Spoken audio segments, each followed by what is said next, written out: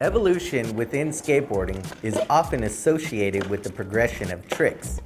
However, along with the evolution of tricks is the evolution of the skateboard itself. To examine the modern-day skateboard, Transworld is teamed up with Dwindle Distribution to look at their exclusive factory, DSM. Before we look at the factory, we must stop at the Dwindle headquarters. Here, the hard good developer uses 3D software to go over every inch and angle of each product before their molds and templates are produced. In this stage, he will make various adjustments, including those based on the feedback he receives from the pros.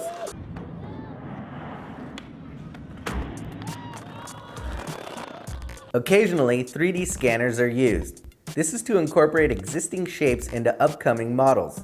The computer provides an example of how the board will look, but the physical mock-up, cut from a stack of plies 20 thick, gives a sense of how the board will actually feel. At DSM, boards are made from scratch. While other manufacturers start with pre-made veneers, here the process begins with maple logs. This is to ensure quality into the earliest stages of manufacturing. These logs are shipped to DSM from North America, specifically the Great Lakes region. After soaking in special tanks for some time, they are ready to be debarked and prepared for veneering. Once peeled, the sheets of maple are cut to size and sorted while undergoing one of many quality checks. Veneers are then given a chance to dry and stiffen before the next step. And this next step, for some wood, is coloring. Select sheets are treated in pressurized dye tanks and are then fed through a customized dryer before returning to storage. Certain veneers have specific die cuts made to make room for a carbon laminate used in Dwindle's impact construction. Use of this material produces a board that is lighter and stiffer as tested by professional skaters who swear by this technology.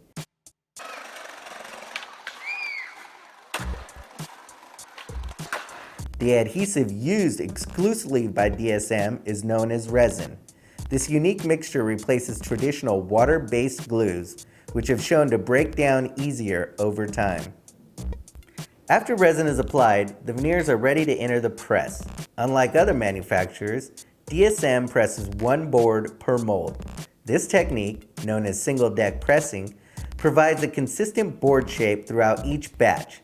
After pressing, all boards are stored in a precisely controlled environment, allowing the resin to fully cure. Aluminum and magnesium are also key ingredients on the premises, as tensor trucks are produced at DSM as well.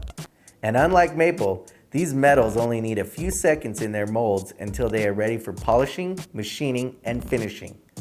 Trucks can be produced in a day, but it is the testing that requires a much longer period of time.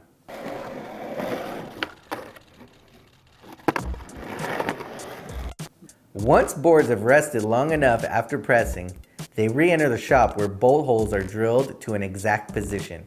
These holes are then used to attach one of many various templates to cut the boards into shape.